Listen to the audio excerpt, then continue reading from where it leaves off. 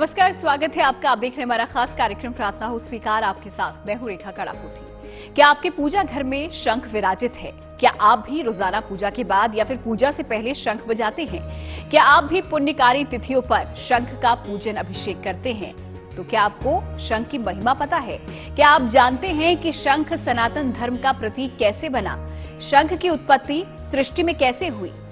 शंख को मां लक्ष्मी का सहोदर भाई क्यों कहा गया है? आज इन्हीं सब सवालों का जवाब हम आपको देने वाले हैं।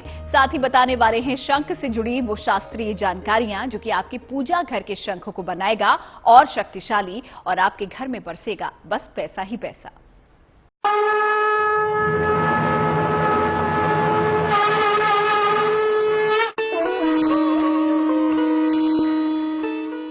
शंख से होता है देवताओं का आवाहन। सनातन आरती में बजता है शंख। शंख करता है शत्रुओं का नाश। शंख दिलाता है वैभव अपार।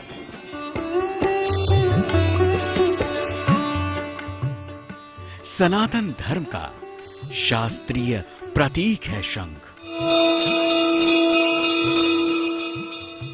शंख की ध्वनि से दूर हो जाते हैं संकट।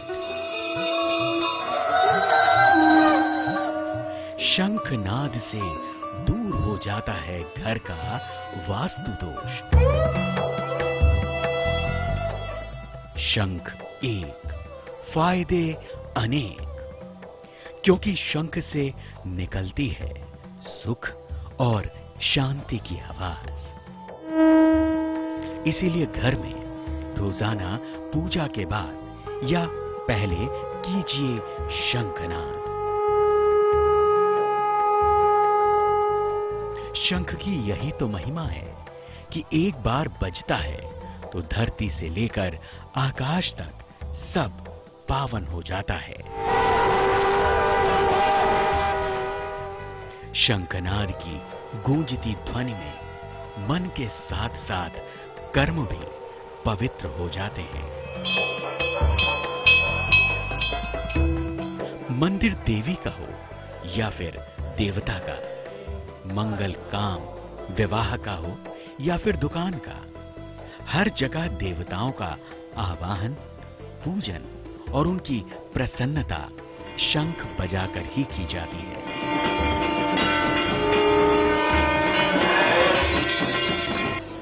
जब शंख इतना चमत्कारी है, शंख की महिमा इतनी अपरंपार है, तो फिर शंख की उत्पत्ति कैसे हुई, ये जानना भी बेहद जरूरी है।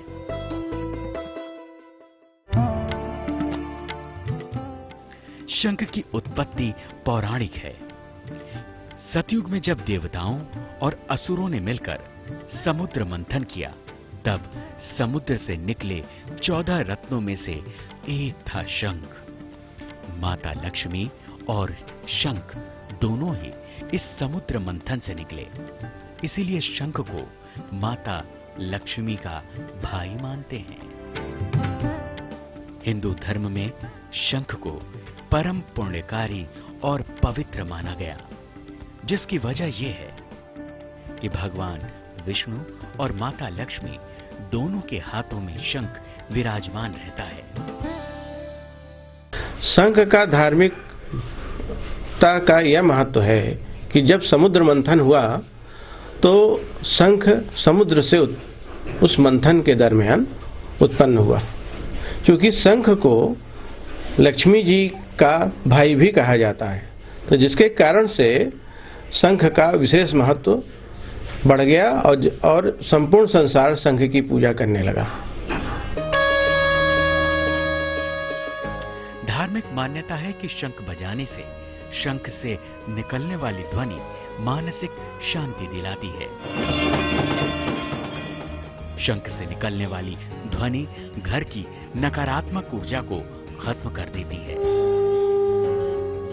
शंख की ध्वनि सुनकर मन का आंदोलन खत्म हो जाता है। प्राचीन धर्म ग्रंथ यह भी बताते हैं कि शंख की ध्वनि दूर से ही सुनी जा सकती थी, इसीलिए शंख धार्मिक प्रयोजन के साथ साथ संदेश भेजने का भी काम करता था। युद्धों का आरंभ और अंत शंखनाद से किया जाता था।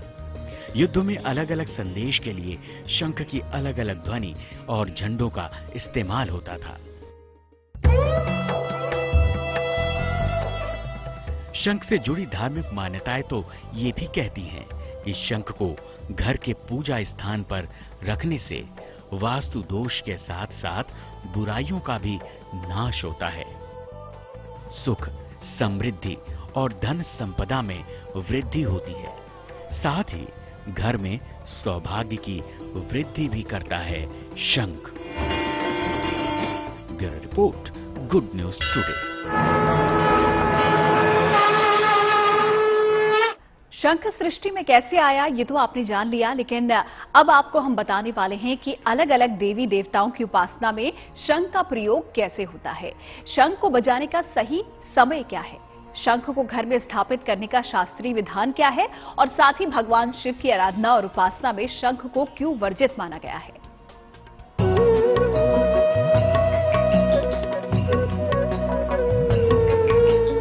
शंख वैसे तो एक समुद्री जीव का घोल होता है, लेकिन समुद्र मंथन से जुड़ी शंख की मान्यता शंख को पुण्यकारी बनाती है।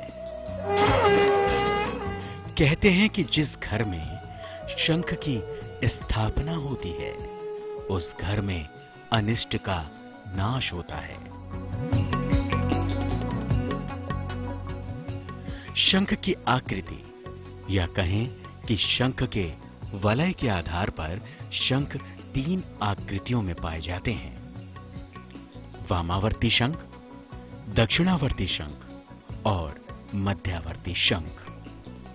दक्षिणावर्ती शंख दाहिनी ओर खुलता है, वामावर्ती शंख बाईं ओर खुलता है, मध्यावर्ती शंख बीचों बीच खुलता है। मध्यावर्ती शंख बहुत कम मिलते हैं, इसलिए इनको काफी चमत्कारी माना गया है।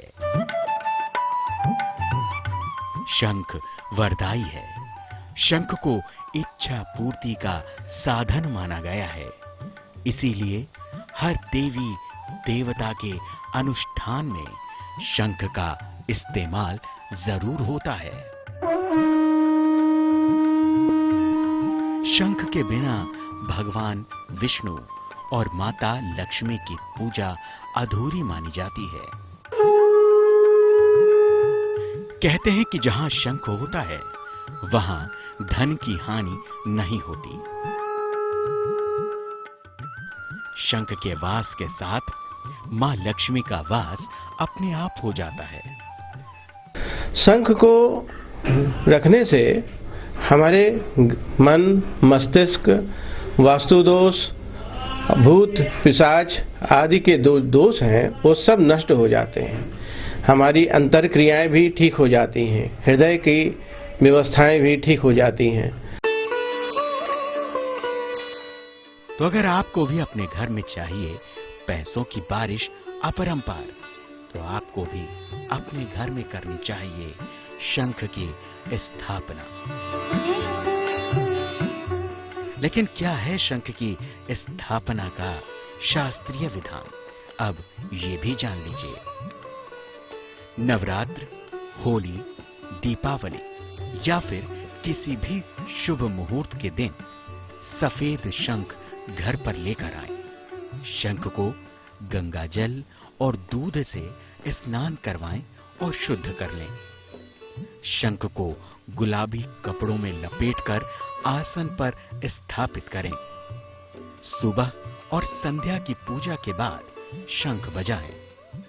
शंख बजाने के बाद उसे धोकर उसके आसन पर रख दें।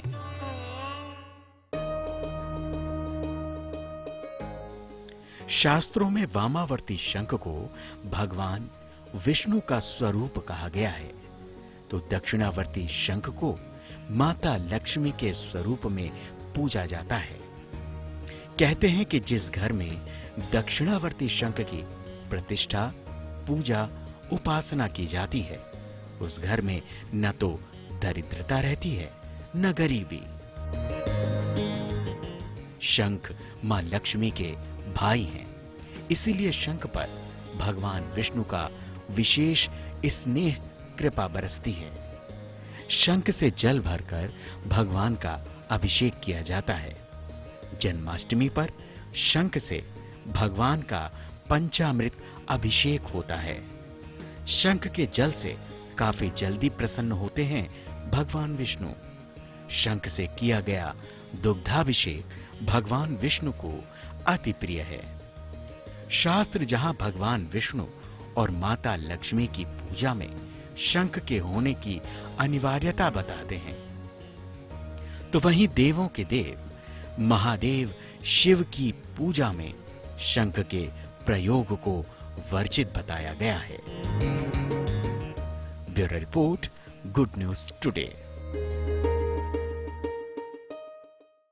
आखिर भगवान शंकर की पूजा आराधना में शंख का प्रयोग क्यों नहीं होता है? इसकी कथा जुड़ती है भगवान कृष्ण उनके सबसे प्रिय मित्र सुदामा से और साथ ही भगवान कृष्ण की प्रेयसी राधा और विजया से। कहते हैं कि शंख से ही शंखचूड़ राक्षस का जन्म हुआ था और द्वापर में महाभारत काल में कृष्ण के पांचजन्य शंख के शंखनाद से ही 18 दिनों तक युद्ध का आगाज और अंत होता था।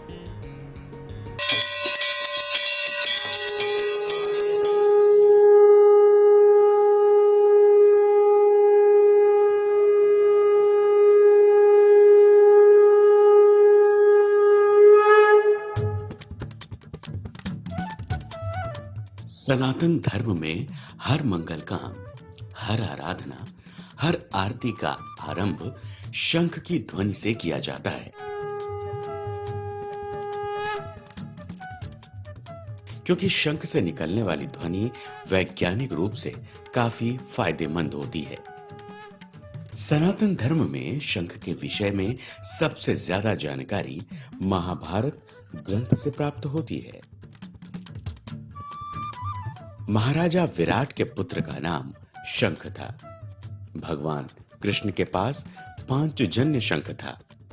अर्जुन के शंख का नाम देवदत्त था। भीम के पास पौंड्रक शंख था। युधिष्ठिर के पास अनंत विजय नाम का शंख था। नकुल के पास सुघोष नाम का शंख था, तो सहदेव के पास मणिपुष्पक शंख था।